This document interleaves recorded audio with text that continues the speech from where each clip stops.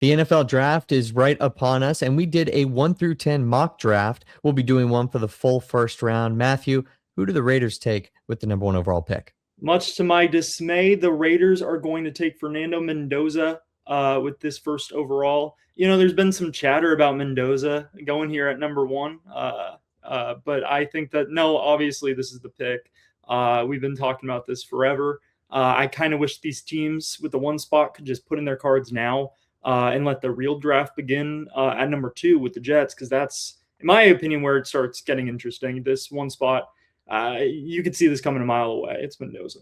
So I feel like there have been a lot of hits at quarterback recently. Teams have gotten sharper with the way that they've drafted the position, but there's still ones that end up falling a little bit, under expectations.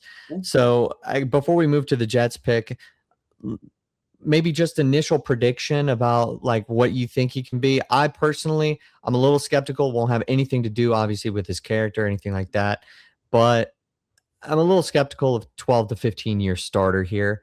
I think I want it to work. I really do. But I think maybe we'll get we'll be closer to average QB, average starter in the league than we will elite guy. I mean, that's fair. I think it's infinitely too early to call him, this franchise 12, 15-year guy. But floor wise, I don't see him fizzling out early. I mean, what? Kyler Murray, he's been with the Cardinals since 2018 or so. That's former number one guy. I think guaranteed, I think we can expect at least maybe 4 or 5 years. And then the rest is just going to depend on what he does and what the Raiders do to build a team around him, which, as much as I hate to say it, the Raiders had a really good offseason, shoring up that O-line. So I think that they are putting him in a position of success, maybe get another wide receiver. But other than that, I think he's going to have a solid rookie year. I don't see him fizzling out early. Hey, and they also got Max Crosby in the offseason. All right, let's just move to the Jets now. We have them taking David Bailey. Kind of a toss-up here, right, between him and Arvell Reese, but we went with Bailey. Kind of first thoughts on that, and maybe why we selected him over Arvell Reese. Yeah, I mean, well, we're going to open the doors to our fans here. We had Arvell Reese going here up until 1 o'clock today. Yeah. But I think in our hearts, we just couldn't do it because when you look at it, obviously this is a huge debate right now about what the Jets are going to do. You have the production of David Bailey, who is an amazing, player on the D-line. But with Arvell Reese, you got this guy who, is so versatile. It kind of, he demands that number two spot. But I think with the Jets, I think that they really can't afford to mess up another first-round pick. And Aaron Glenn, hot seat. I can't see him pushing this this guy could be, a superstar when David Bailey already is. He's going to come into the league a really great pass rusher.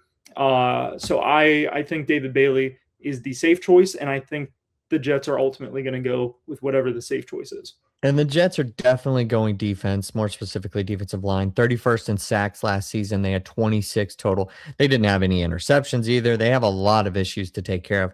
I liked your point. They're going to take a guy, I think, out of these two, because you're comparing two great prospects. Yeah.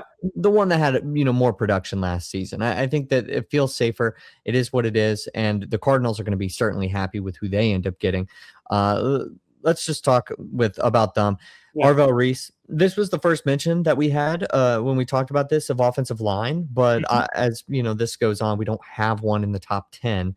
But we chose Arvell Reese. I think it's just they're going to take whoever the Jets don't take in this scenario. Sky high ceiling. You have a new coach, Mike LaFleur. I think that they're good with selling that. I think that makes more sense. I would agree. I mean, with the Cardinals, you're really not in a bad position no matter what you do. All eyes are on the Jets, and this reminds me a lot of Walker versus Hutchinson a couple of years ago. You kind of whatever happens at the two, you can't really mess it up. So I think they're going to be really happy to get Reese, who's like we said, this high upside guy, very versatile. He's a great athlete.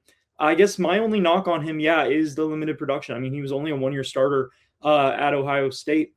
But we also talked about trade possibilities. I feel like this is a spot where they could, move back in the draft if they wanted to, maybe get an O-line. But I think that they'll go Reese here. Yeah, we talked a little bit about it. We've seen some mocks of the Cowboys jumping all the way to 3. I just don't know if they have the draft capital, nor do I think the Cardinals want to move all the way back to 12. Like, I think that seems a little bit too low for them. If you get 12 and 20, I mean, shoot, that seems like a deal, but I just don't know if they want to pass up, a guy with so much potential.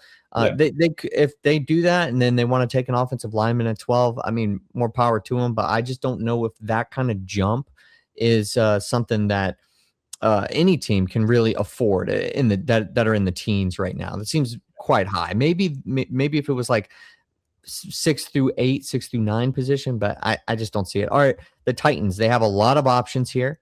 They're going to go, I think, offense here. Yeah. We have Jeremiyah Love. Yeah. Didn't have him taking a wide receiver, didn't have him taking O lineman. Jeremiyah Love, just one of the better running back prospects we've had in the last few years. Seems really good. Pair him with Cam Ward. I know that you agree with me. Yeah. I think that this is a good pick. I mean, obviously, you're the Notre Dame guy, so I'll let you talk more about Jeremiyah Love here, but I've been waiting for Jeremiyah Love to get to the NFL for a couple years now.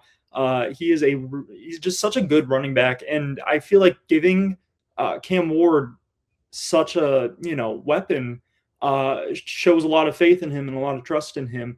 And I don't know. I feel like the Titans are gonna look at best available, and I understand the whole positional value with the running backs, but I feel like Love is a perfect spot here for the Titans. It takes the weight off of Cam Ward too.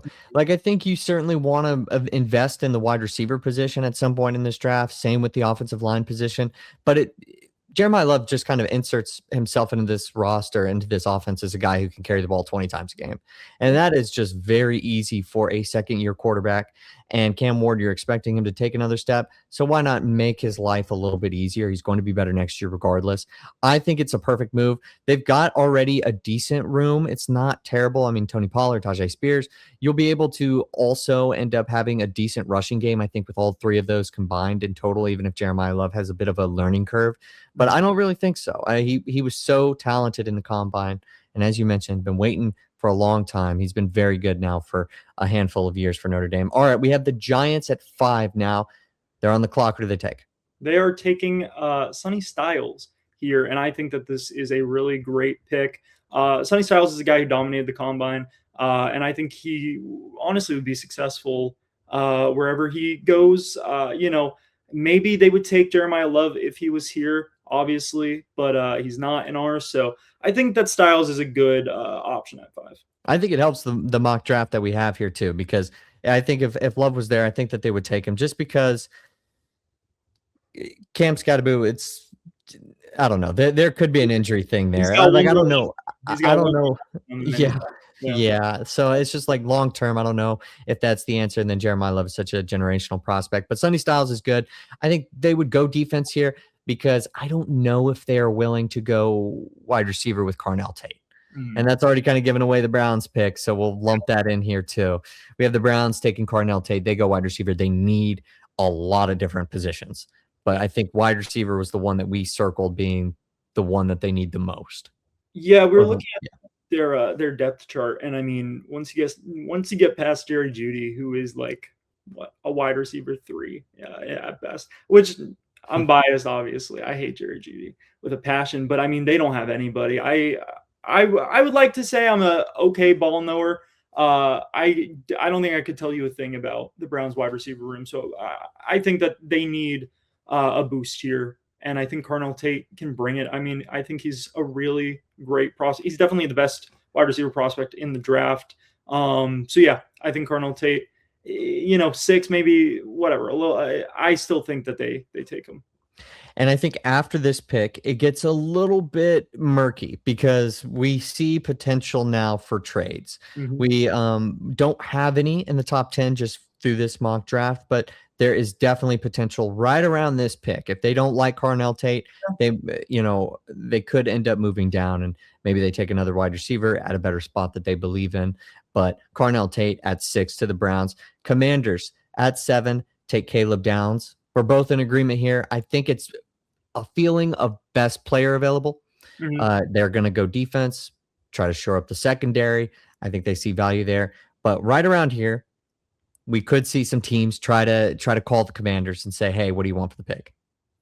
Yeah, and I mean, when you think about teams who would do it, obviously, Cowboys, they're a big name right now. This slot, I don't really see, obviously, division rivals. It kind of gets a little murky. Browns, I can maybe see that. But I think Washington stays here and addresses a need in the secondary, especially with the safeties. It's kind of a no-brainer to me. Caleb Downs is, in terms of athleticism, I think he's a really great player, and it addresses the need and best player available at the same time. So I think that they're going to stay put. But I definitely agree. This range, I feel like, is very dependent on who gets picked. Obviously, if everything falls in place, though, I think we could see a couple, honestly, trades, a couple different ones into the top 10. Yeah, no, for sure. And I think that they're happy to come away with Caleb Downs here. But the reason that they would answer the call is because teams could be also moving up to potentially take Rueben Bain, who we have going to the Saints at 8. It was that or a wide receiver here. Like that was all this conversation was, and we chose defensive line because I think that's probably the pick that fits the Saints at 8 the most. Yeah. I don't with Carnell Tate off the board. I don't know if they have to go wide receiver here, especially with Rueben Bain still available. So I think they take him. I think they like his production at Miami, and they don't care about the arm length, and they're just ready to go. And they'll take a guy who can be an anchor on their defense. So we have Saints at 8 with Rueben Bain.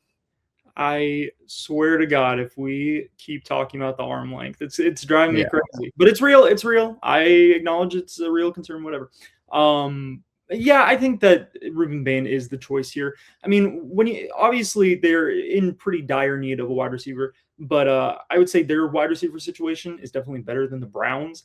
You do have Chris Olave there, which is solid. But I also think that the wide receiver class this year is pretty stacked. We obviously talked about it about a week ago. I think we are going to have some first round talent wide receivers that you can pick up in the second round. So the story is not there with, the edge, right? Because I feel like after you get these big name D linemen in the top 10, the talent and production, it kind of takes a step down. It's not terrible, but it's still not at that level. I think if you're in the top 10, you want to get these, potentially star guys. Obviously, there's some character questions about Rueben Bain after the reports have been coming out, which I think is, going to lead to this slide down to the Saints, which I think it's going to allow them to scoop up and get Rueben Bain. I think he'll slot in good. Yeah, I like the pick. All right, so another team that we were talking about potentially taking Rueben Bain. We talked about changing these picks at the 11th hour. The Chiefs.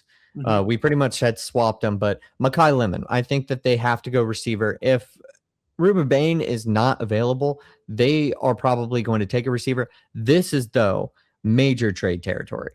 Because I don't know if there's somebody who's necessarily trying to trade up for a specific player, but maybe they're trying to trade above another team to get somebody because they want to get an offensive lineman here. That's what I could see. Maybe, a team that's in the mid-teens wants to go up and, past the Dolphins, who we have, spoiler for, 11 through 20, we probably taken an offensive lineman. So that's where I see a little bit of concern with our own pick and our own prediction, but Makai Lemon makes sense. They're going to have to take a receiver. Shoring up that receiving core is a big thing for them. And then I think they take the more reliable, injury history guy.